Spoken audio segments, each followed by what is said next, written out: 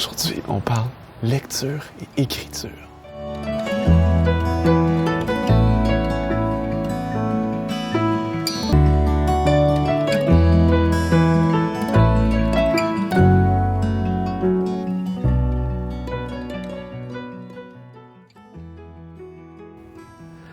On est à la bibliothèque municipale et quel meilleur endroit pour parler de la lecture et de l'écriture. Vous n'êtes plus sans savoir que le lobe frontal de notre cerveau est intimement relié à l'anxiété et à la dépression et qu'il faut le stimuler et le développer de toutes les façons dont on peut.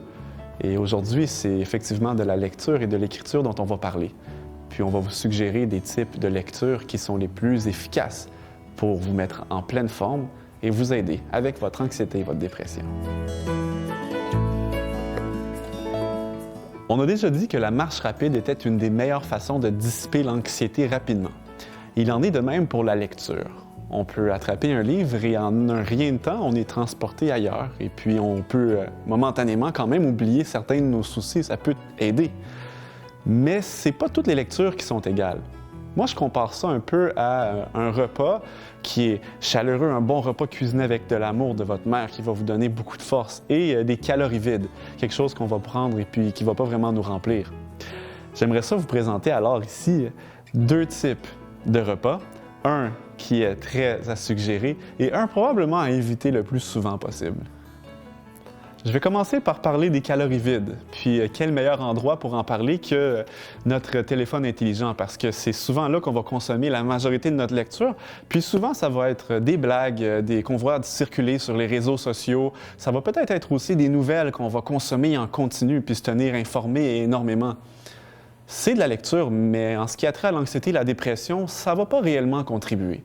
Ce qu'on veut, en revanche, c'est aller chercher quelque chose qui va plus être du genre poésie, quelque chose qui va nous faire réfléchir, quelque chose qui pousse la réflexion. Il y a toutes sortes d'exemples qu'on pourrait donner, mais aujourd'hui, j'ai choisi de vous parler du livre des psaumes ou des proverbes que vous pouvez trouver à beaucoup d'endroits assez facilement.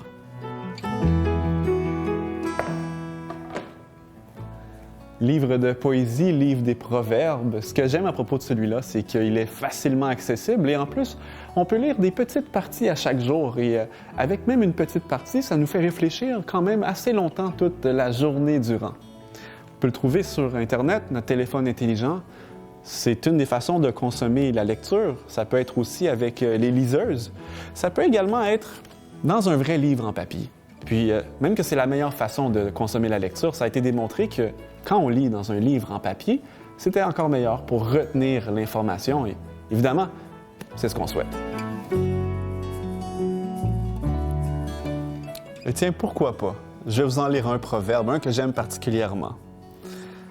Par la lenteur à la colère, on fléchit un prince, et une langue douce peut briser des os.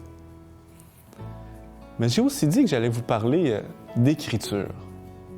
Vous savez, moi, j'ai pas vraiment de talent en ce qui concerne l'écriture. J'ai des amis qui font de la poésie, du slam, toutes ces choses-là, mais personnellement, quelqu'un m'a déjà suggéré pourquoi pas écrire ses propres proverbes. Ah tiens, j'ai trouvé ça intéressant et j'en ai écrit quelques-uns. Et pourquoi pas, je vais vous en lire un ou deux.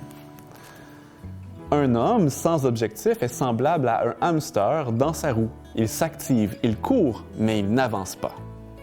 Vous en voulez un autre? J'en ai un pour vous.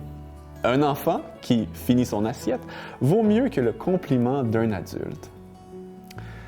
J'espère que vous les avez aimés, mais une chose est sûre, c'est que moi, j'ai beaucoup aimé les écrire.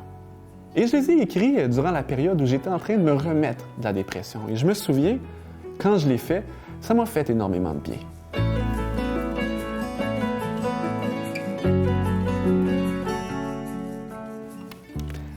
En conclusion, lecture, écriture. Et souvenez-vous donc de l'analogie que l'on a faite plus tôt. Les bons repas qui nous soutiennent et les repas vides avec des calories qui ne peuvent pas nous soutenir. Choisissez donc des repas, des lectures qui vont réellement vous soutenir. Et maintenant, c'est à vous, je vous lance le défi.